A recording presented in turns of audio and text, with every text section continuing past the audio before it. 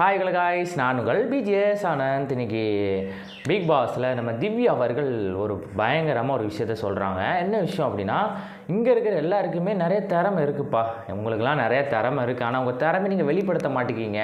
நீங்கள் மற்றவங்க என்ன பண்ணுறாங்களோ அதையே பார்த்துட்ருக்கீங்க.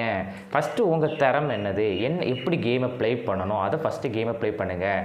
நம்ம விஜய் பார் அவர்கள் மக்கள் மத்தியில் நல்ல அதாவது நிறைய கொஷின் கேட்குறாங்க. அதை நானும் நிறைய பார்த்துருக்கேன். ஆனால் இப்போ பிக் பாஸுக்குள்ளே அவங்க எப்படி இப்போ இருக்கிறவங்ககிட்ட எப்படி பேசணும் கூட அவங்களுக்கு தெரிய மாட்டேங்குது. அப்படி சொன்னால் விஜய் பார்வோடைய ஃபேஸ் ரியாக்ஷன் பயங்கரமாகிட்டு. அதுக்கு நம்ம திவாகர், உங்களுக்கு நிறைய திறமைகள் இருக்குது, ஆனால் உங்கள் திறமை நீங்கள் வெளிப்படுத்த மாட்டேங்கிங்க. அது எல்லாத்தையுமே, அதாவது திவாகர்னு இல்லை, எல்லாத்தையுமே காமனாக சொல்லி முடிச்சிட்டாங்க.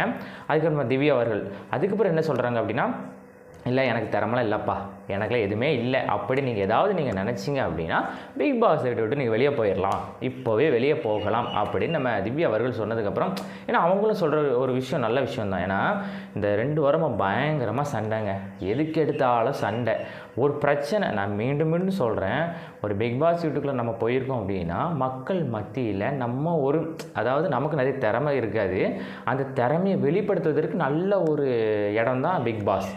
அங்கே சண்டை போடணும், அங்கே நம்ம தான் பெரிய ஆள் அப்படிலாம் காமிக்க வேண்டாம். நமக்கு நிறைய திறமைகள் இருக்குது. அந்த அந்த அந்த இடத்துலேருந்து நம்ம திறமையை வெளிப்படுத்தும் எவ்வளோ பெரிய விஷயம் தெரியுமா.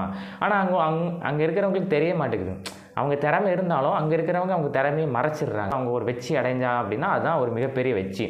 ஆனால் அது அவங்களுக்கு தெரிய மாட்டேங்குது. அதான் ஒயில்ட் கார்டு என்ட்ரிலேருந்து வந்தவங்க சொல்கிறாங்க, நம்ம திவ்யா அவர்கள் சொல்கிறாங்க, அப்புறம் அமித் சொன்னாங்க, நீங்கள் உங்கள் வேலையில் கரெக்டாக இருங்க, அது போதும், நீங்கள் கண்டிப்பாக ஜெயிச்சிடலாம், நீங்கள் யாரையுமே சார்ந்திருக்காதீங்க. அந்த மாதிரி நம்ம திவ்யா அவர்கள் சொன்னது ஒரு நல்ல விஷயம்தான். ஏன்னா அவங்க சொல்கிறாங்க, பட் அவங்க இனிமேல் வரக்கூடிய நாட்கள்லாம் கேமை ப்ளே பண்ணுவாங்க. பட் அது எப்படின்னு சொல்லி நம்ம கொஞ்சம் தொடர்ந்து வியூ பண்ணலாம். பட் இருந்தாலும் இந்த விஷயத்த, வெளியில் நடந்த விஷயத்த அவங்க சொல்லியிருக்காங்க, அது அவங்களுக்கு புரிஞ்சிருக்கும்னு நினைக்கிறேன். ஸோ இனி வரக்கூடிய நாட்களில் சண்டை போட்டவங்க சண்டை போட மாட்டாங்க, சண்டை போடாமல் இருப்பாங்க தெரியுமா, அவங்க தான் சண்டை போடுவாங்க. இதுதான் நடக்க போகுதுன்னு நினைக்கிறேன். பட் இருந்தாலும் நாமளும் வெயிட் பண்ணி பார்க்கலாம் மக்களை. தொடர்ந்து நம்ம வீடியோவை தொடர்ந்து வாட்ச் பண்ணுங்கள், நல்லபடியாக வரும். சரியா? டாடா பாய்.